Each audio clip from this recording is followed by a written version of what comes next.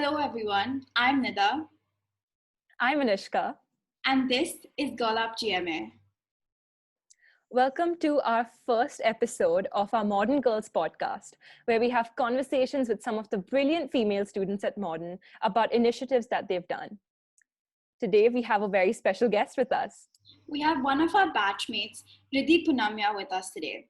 There's a lot to say about Riddhi, but some of the most salient things to say about her would be she's an avid debater, a political enthusiast. She enjoys going for MUN conferences and is a part of our school's secretariat.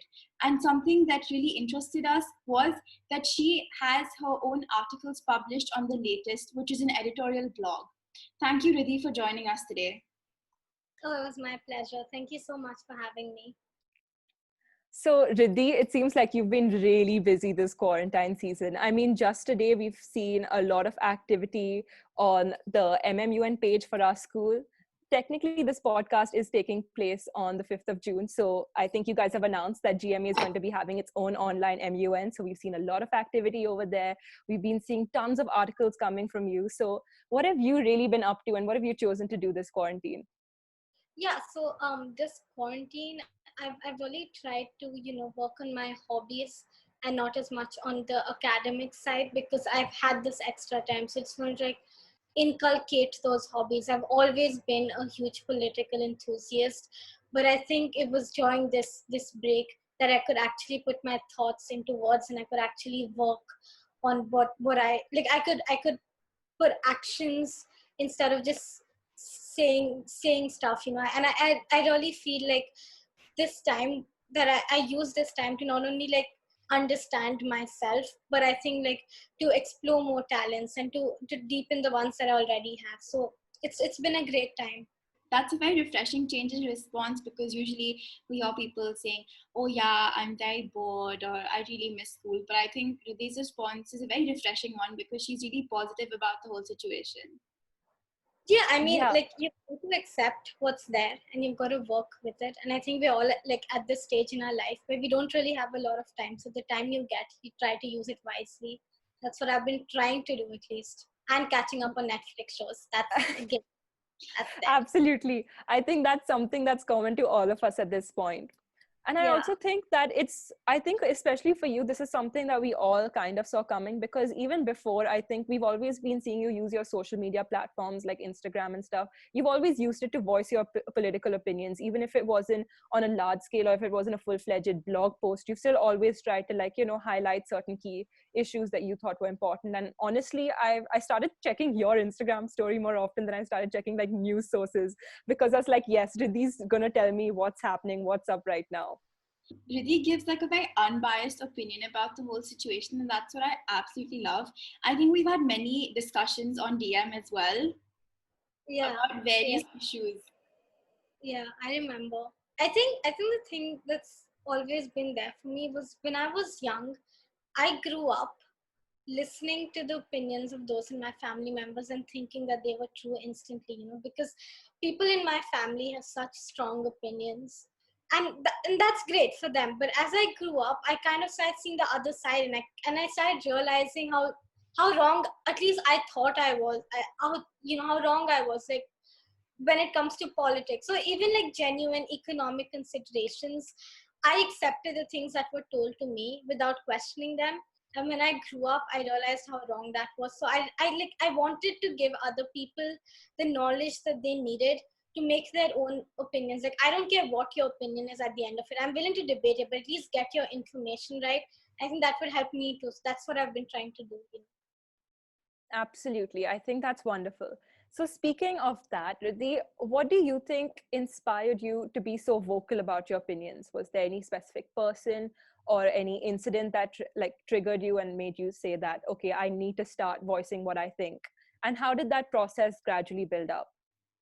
So I don't think it was a particular incident. I think it was like a culmination of events. Like I said, so my dad, for example, he's very vocal about his opinions, right? And when I grew up, I kind of accepted everything he told me without questioning it.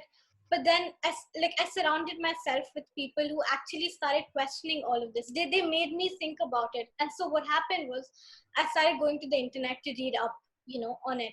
And I found so much stuff which I hadn't even thought about before. And I really thought, like, it's so wrong that I formed all of my opinions based on something that one person told me, when I could have had my own understanding.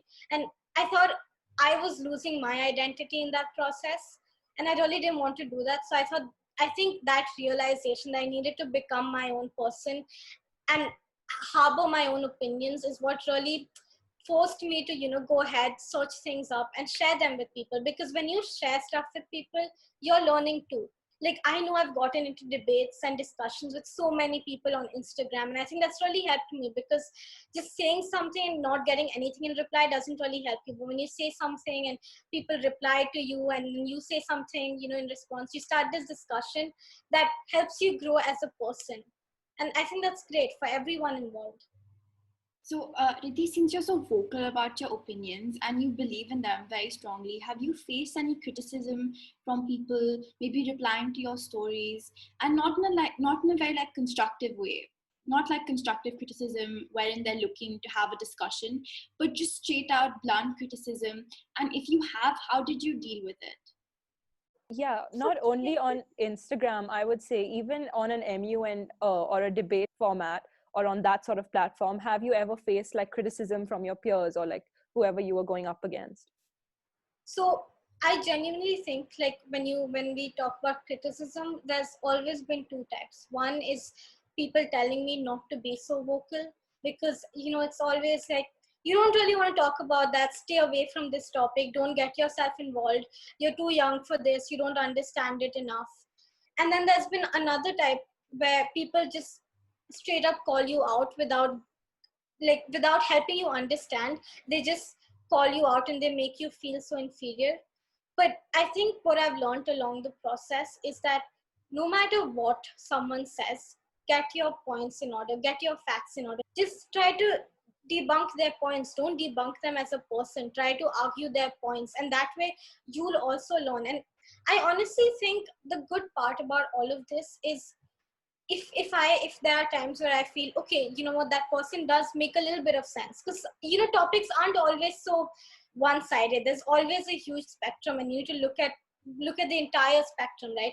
So these discussions, sometimes they're constructive, they help me, and even if they're not, at least I know that I can go online, search things up. And I think in this era of the internet, we really should use it fruitfully. So whatever I'm involved, like, I like politics, so that's where my discussions are. But I'm sure you have as interesting discussions when it comes to science or when it comes to arts, right? So do what you can to try to improve your own understanding. People can call you out. Don't focus on calling them out. Call their points out. So that will help you grow as a person too. And for like people who tell me to be quiet, to like, to not talk about things, to not be so vocal. I mean, they don't, they, like, most of the times they do have my best interests in mind. Like, I know my mom has told me so many times, are you sure you want to write about this? Are you sure you want to post that? Because, you are calling out powerful people, and it can, I mean, I know it's an exaggeration, but it can hurt you in the future, especially because of the career that I want to go to. Absolutely. But the thing is, I want to be true to myself. I don't want to become them. If I am fighting against them, if I am fighting against politicians who, who manipulate people just for a few votes, I don't want to become that persona. So I don't mind. I mean, I know consciously what I'm doing, and I'm willing to take that risk, because I think even if like 200 people see my post, I'm making a difference. So it doesn't matter. Yeah, that's what encourages me to go ahead. That was amazing. Honestly. Yeah, that was very deep. So, Riddhi, was there ever a point where you were apprehensive about voicing your own opinions? I think when I post about things online, usually I do my research, so I know what I'm talking about. The few times that I get apprehensive is when I think, am I really making a difference? And I've gotten into arguments with this with people too. People have told me, you're posting a story, you're not really making a difference. Why are you wasting so much time? No one really cares, no one's going to read through it. But then I think the thing that keeps me going is the number of people who replied back to me and they said, thank you so much, this helped me so much. So when I am apprehensive, I just remember that even if I'm not helping like 5,000, at least I'm helping like 10, 20. And for me, for the position I am in right now, that's pretty great. And I don't mind doing that. I think everyone starts out small, but it's only when we give up that we, stop dreaming about being in a position where we can make greater influences. So whatever you can do it now. It doesn't really matter. If it's one person or thousands, do it. And that's what keeps me going. That's amazing. I think that even though that small difference that you're making is impacting people like Anushka and I, Riddhi, you're very active in the debate society, as well as you're a part of the MUN Secretariat. And a lot of people wish to be where you are, right? Like a part of the Secretariat, a very important member of the debate society. So was it hard for you to break on into the scene? Because, of course, when it comes to MUNs and debates, people in our grade have a lot of experience, like years of experience, wherein you started very recently. Yeah, I think the good thing about our grades, say what you want, is that we're all very inclusive of each other. Like, I wouldn't mind someone coming in if they're genuinely really passionate and really good. So coming into it wasn't a problem because so many people helped me throughout my journey, with helping me form my points, with helping me form my arguments. For example, Adit's not in our grade, but he's like a senior debater, right? And he spent like in a week he used to spend like 2-3 hours with debaters in our grade trying to teach us. And I think that's helped me so much because I genuinely feel if you're passionate about something, you can do it even in a small period of time. And I was passionate about it, so I did it. And I really want to appreciate so many people. This, where I am, is not just my effort, it's so many people. So, yeah. Riddhi, I mean, obviously, you've really inspired both me and Nida a lot today with like the stuff that you shared with us. But do you have any tips for anybody else who's watching this podcast for just, breaking out of their shell, becoming confident, and just voicing their opinions or standing up for something that they believe in, participating in public speaking competitions? Because obviously, a lot of these activities take a lot of pluck, they take a lot of courage. And sometimes people are scared of repercussions or, of insecurities. So, what would be your advice to these people? Okay, so first of all, I'd like to start by saying you can't escape communication. Wherever you go in life, in today's world, you need to be able to communicate. It doesn't matter which field you are. It doesn't matter whether you're addressing thousands of people in a stadium for a political rally, or you're pitching a new idea to the board members of your firm. You need to be efficient communicator. So stop thinking that you can get away with it. I know that sounds harsh right now, but people need to accept that fact. People need to accept that they have to start working on their communication. I think what helped me was I found something I was really passionate about, and I had reasons to be passionate about it for. It started with small local things like me arguing with my uncles and aunties back home in India why me being a girl shouldn't affect where I go in life, and it shouldn't affect whether I should clean the house or not. It started with small things like that, but it became into these big events. It became into me debating about huge concepts, theories, events. So find what you're passionate about. It might be science, it might be arts, whatever. Just start debating, start communicating. And if you ever lack confidence or something, what I usually do is I go online and I listen to people's speeches and I listen to them speaking about things. And if that doesn't cheer me up, I have discussions with people I know. Like I'm in global politics and IB, and we all are very, we all love speaking about and debating about events. So I think that also helps me.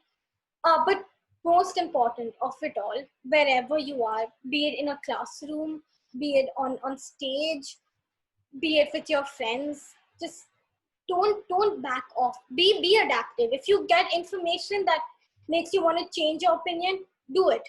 Because if you don't do that, then you're kind of blocking yourself from becoming a better version of yourself. So don't do that, but stand for what you believe in.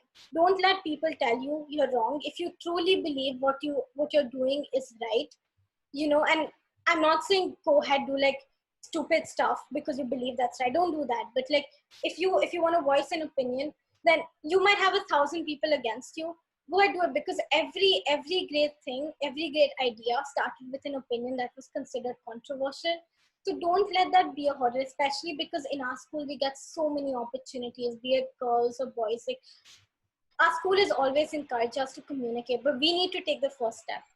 Especially in the place we are in life right now, people won't come to us. We have to go to them. Once we go to them, believe me, they'll be open. They'll give you classes, they'll give you sessions, they'll do anything. But you need to be able to take that first step. So for yourself, for me, for all of us, take that first step. That was, I think, brilliant advice right over there. I think that's absolutely something that everyone needs to hear. I think everyone watching can learn so much from this podcast, because honestly, I've learned so much from this podcast. That's great. Discussing things with people will always help you learn, no matter what. So be open to communication. And I think the whole part about how Riddhi's firm in her belief, but she's not egoistic, and she's like willing to accept another person's point of view if it makes sense to her, is something I think all of us need to learn. Absolutely. So thank you so much, Riddhi, for joining us today. It's been an absolute pleasure having you over here and voicing your opinions. And we're so glad that you were our first modern girl that we featured on our podcast. Thank you so much. Thank you so much, Riddhi. It was an amazing podcast, and I hope we can collaborate with you in the future as well. Yes, please. Thank you so much. You guys are doing such a great job. It's going to help so many people. So, really Thank you proud. so much. Thank you. Thank you. Bye, guys. Bye. Bye.